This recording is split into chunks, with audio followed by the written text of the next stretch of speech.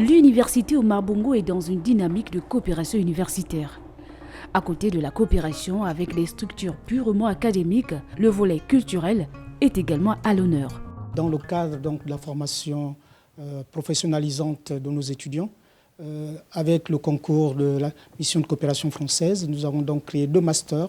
Et dans le cadre donc, de la formation de nos étudiants, ces 2 masters vont être appuyés sur le plan pédagogique et pratique par la mise en place des musées-écoles. Le musée du quai Branly Jacques Chirac, que représente ici Emmanuel Casarero, s'attache à donner la pleine mesure à l'importance des arts et civilisations d'Afrique, d'Asie, d'Océanie et des Amériques, à la croisée d'influences culturelles, religieuses et historiques multiples. C'est l'occasion aussi de remonter dans notre histoire commune qui a pu avoir entre la France et le Gabon, par exemple, et le travail que nous réalisons sur l'origine des collections, sur la provenance, c'est une manière aussi de mieux connaître les objets, mais également d'éclairer cette partie de l'histoire commune qui a été l'histoire coloniale. Joël Maxime Madama est un ancien étudiant du département d'histoire et archéologie.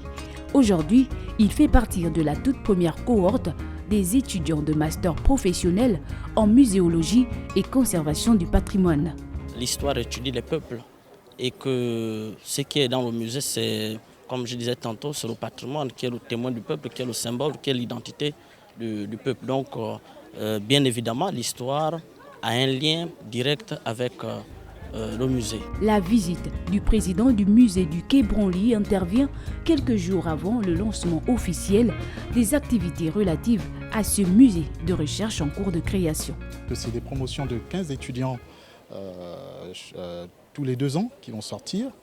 Et ce projet est parti aussi d'un constat, c'est que nos musées ou sinon notre musée national n'a pas forcément l'expertise nécessaire pour effectivement la conservation des objets. Et donc en partenariat avec le Muséum d'histoire naturelle de Paris et pas mal de projets étrangers, il a été nécessaire de pouvoir former d'autres techniciens des musées. La préservation du patrimoine, protection de l'identité culturelle, voilà entre autres missions assignées à ce département pour pérenniser et transmettre ces valeurs aux générations futures.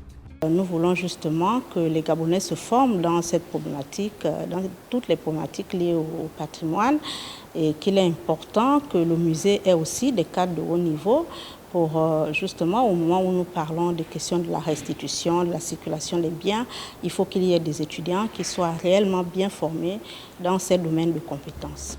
Parce qu'un musée n'a de sens que s'il travaille pour un environnement qui est le sien.